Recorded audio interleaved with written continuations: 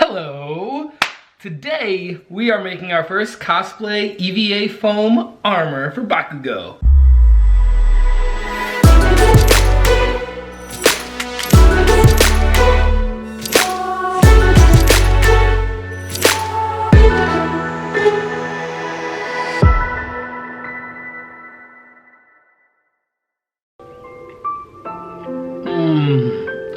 I drink way too much coffee.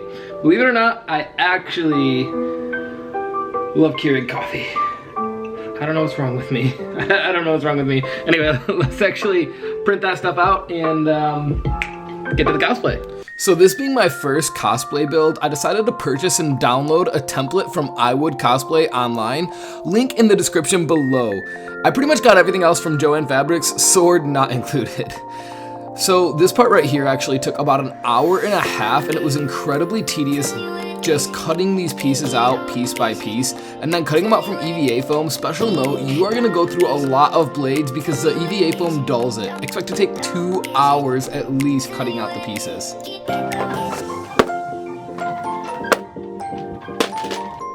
That is why you should not use a Dremel. No, but for real, using a Dremel, terrible idea for these holes. I really should just use a drill bit or like a rod or something because this is painstaking. I gotta vacuum my carpet now. And I'm destroying my sanding tools.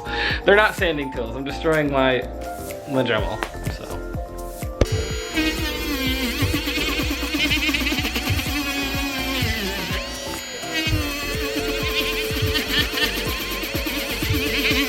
So once you're finished with the Dremel, it's time for the heat gun, and I would not recommend doing it the way that I did. It's incredibly dangerous, and I'm really surprised I didn't burn my house down. Still, do not skip this step. It's really important. Once you've finished with the heat gun, it's time to assemble your pieces, and I use spray contact cement. I would not recommend this. It gets everywhere. It was on my hands, on my carpet, on my pants, in my hair. Just do yourself a favor and get some regular contact cement. Unfortunately, we've run across a minor problem. So far, this is what we have. It looks pretty great, actually. I'm pretty excited with the turnout. But the problem is I wasn't thinking this is my first time working with EVA foam, and I wasn't really paying much attention. So the way that the edges are on this is it's kind of set to go like this. The problem is it has to go like this. So I'd be putting it on upside down if like that makes sense. Like, see how that doesn't work there? Because it's supposed to, they're supposed to be facing in. And it just doesn't work like that because your angle just is not right. And this is the same thing with the other bottom piece. Thankfully, this is the easiest piece to cut. Problem is I'm gonna redo this piece. And I think I also need to redo the other inner piece and outer piece.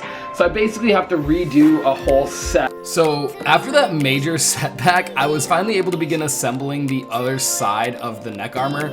And funnily enough, it turned out significantly better than the first piece. So much so that I was seriously considering remaking the first piece.